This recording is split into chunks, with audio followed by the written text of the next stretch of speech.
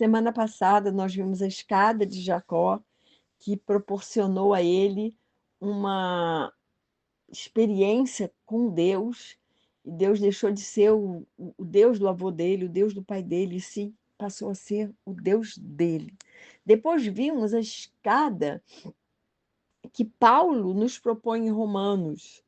E eu disse que primeiro a gente tem que descer a casa do olheiro para que ele nos faça de novo, para depois subir essas outras duas escadas que Paulo nos propõe, que nós vimos semana passada, e que Pedro nos propõe, e que vamos ver, ler essa passagem, né? Essa segunda escada, inclusive uma escada bem maior, que nós temos que aprender a subir.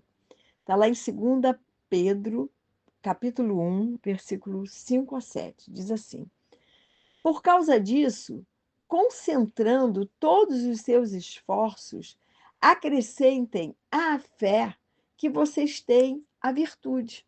A virtude, o conhecimento.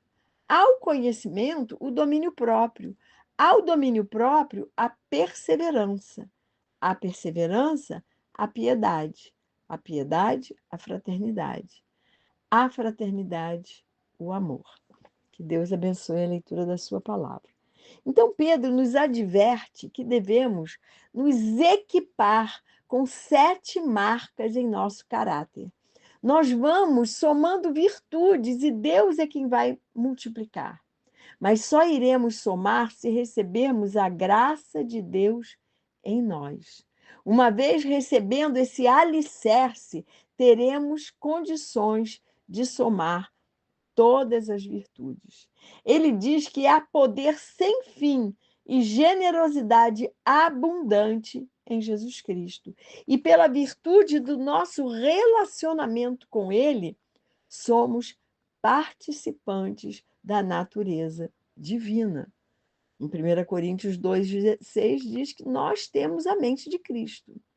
Essa natureza divina vai sendo derramada em nós, sufocando a nossa natureza antiga, uma natureza enferma, carnal, pecaminosa. Só ganhamos a vida eterna com esforço.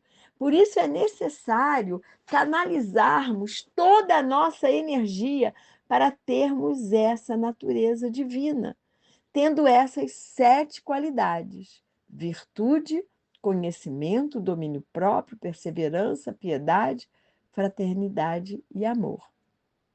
Pedro diz que se possuirmos essas 7 qualidades, se a gente for subindo a escada e que são essas 7 qualidades, não cairemos e conseguiremos ir até o final da jornada, conquistando a coroa que nos está reservada. Aleluia. É como uma marcha. Há aqueles que erram um passo, outros tropeçam, mas continuam no caminho marchando. Uma coisa é errar o passo, tropeçar e até cair, mas continuar no caminho. Porque quem é o caminho, que é o próprio Jesus, nos erguerá.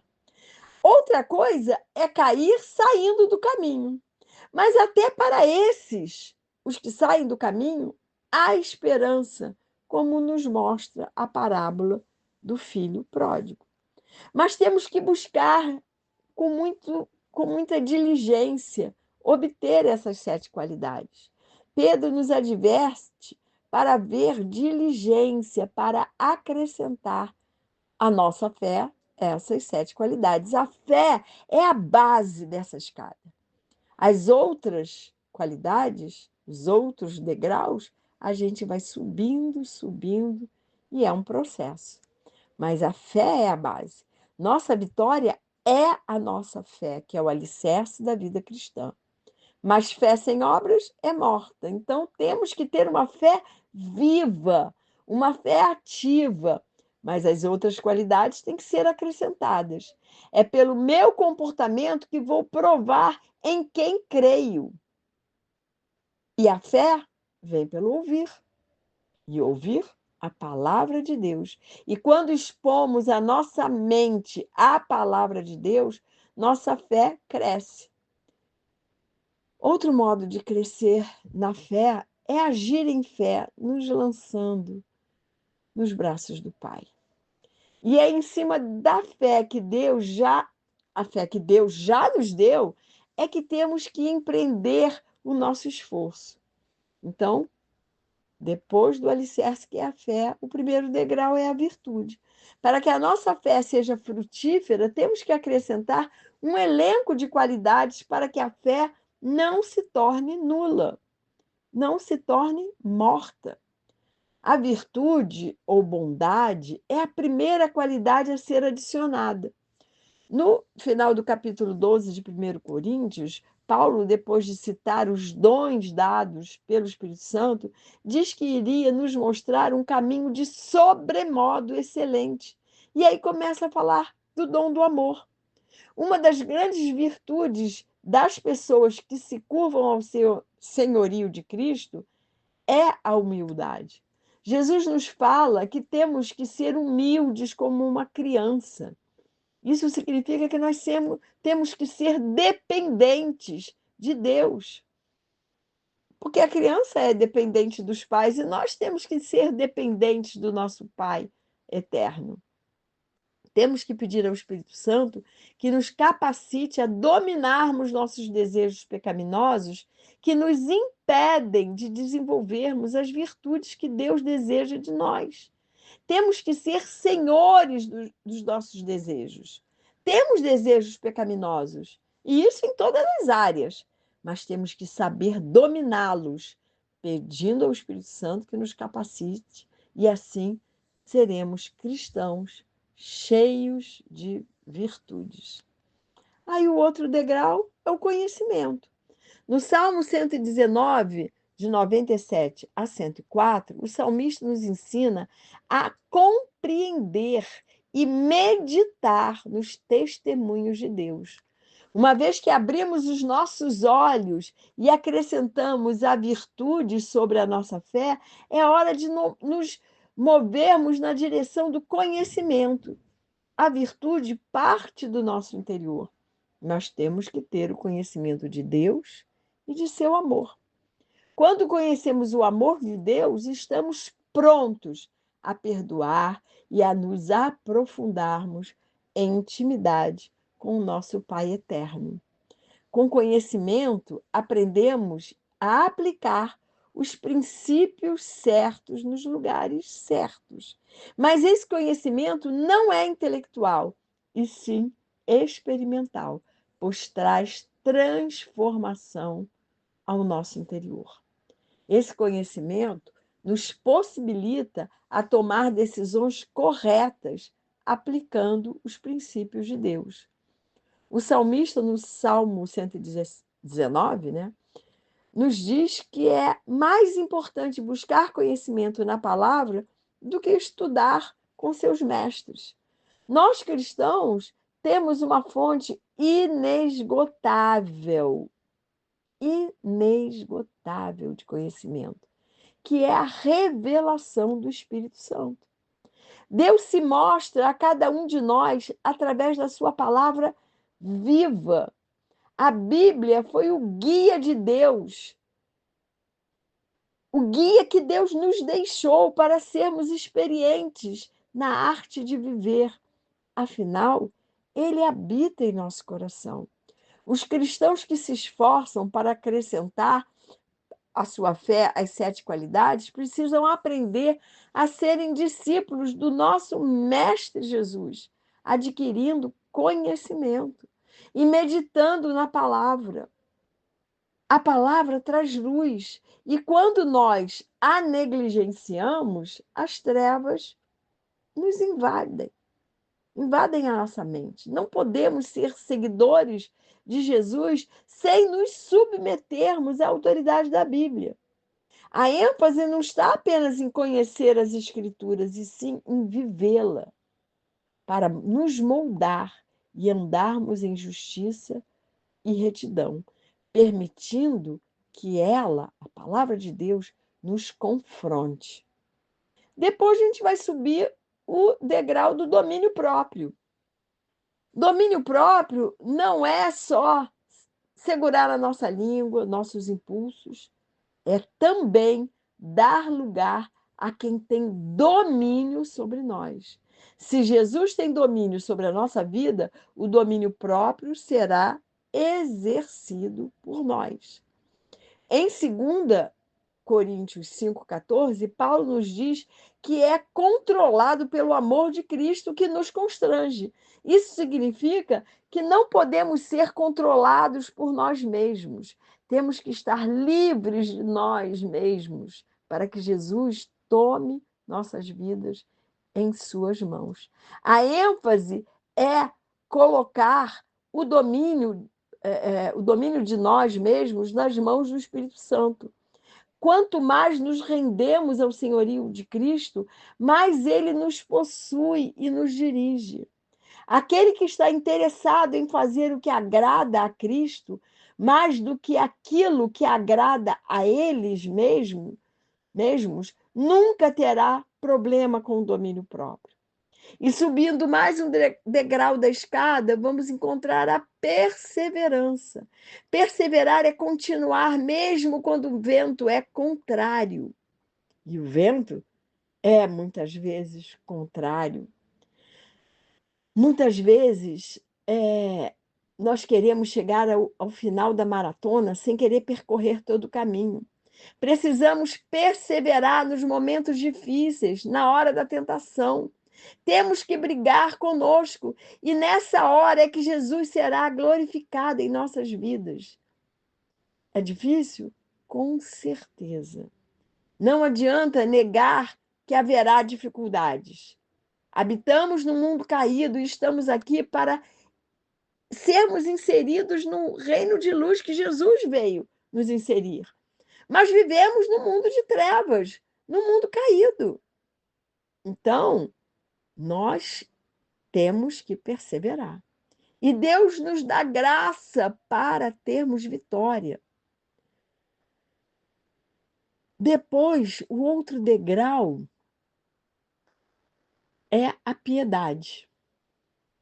Fé é crer e receber. Eu entro no reino porque acreditei na mensagem da cruz e recebi esse reino e fui inserido nesse reino eterno. Agora é hora de subirmos esse degrau, o degrau da piedade. Não posso ser piedoso sem conhecimento e sem virtude. Não dá para pular degraus. Temos que subir degrau por degrau. É um processo. E piedade é desenvolver a consciência da presença de Deus em todos os momentos. Piedade, segundo o dicionário, é amor, respeito e devoção em relação a Deus.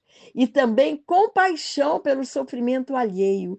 Temos que agradar a Deus em todo o tempo para que a nossa vida fique mais reta e piedosa. Várias pessoas na Bíblia são exemplos de pessoas piedosas, mas o maior exemplo é o próprio Jesus. E piedade só é desenvolvida por estarmos na presença de Deus. É preciso desenvolver uma vida de piedade. O outro degrau que temos que subir é o da fraternidade. Jesus foi criticado porque comia com pecadores. E o nosso relacionamento com todos à nossa volta tem que ser fraterno. Temos que imitar Jesus. Jesus se colocou como salvador dos humildes e necessitados. Temos que nos relacionar com as pessoas, trabalhando com elas. Jesus nos chama para lidarmos com as pessoas o tempo todo. Quando a Bíblia nos fala de fraternidade, é para enxergarmos o outro como sendo parte minha. Se dói no outro, tem que doer em mim. E isso é empatia. Temos que ter empatia pelas pessoas. E empatia é sentir o que o outro sente e nos colocarmos no lugar do outro e junto ao outro. Temos que estar dispostos a fazer o bem a qualquer preço. A fraternidade é acrescentada e Deus multiplica a fé. E o que é uma fraternidade em relação ao nosso irmão? Nós temos que nos perguntar: onde está o meu irmão? Onde está o seu irmão que está sofrendo? Onde está o seu irmão que está se sentindo desamparado e cheio de necessidades básicas para viver? É hora de exercermos a fraternidade. E, por fim, o último degrau é o degrau do amor. Em 1 Coríntios 13, o apóstolo Paulo se dedica a esse tema e fala que é o caminho de sobremodo excelente. O amor ágape, falado no capítulo 13 de 1 Coríntios, não é o amor humano, porque o amor humano se ensoberbece, pensa em seus próprios interesses, é egoísta, é ciumento, se porta de maneira inconveniente.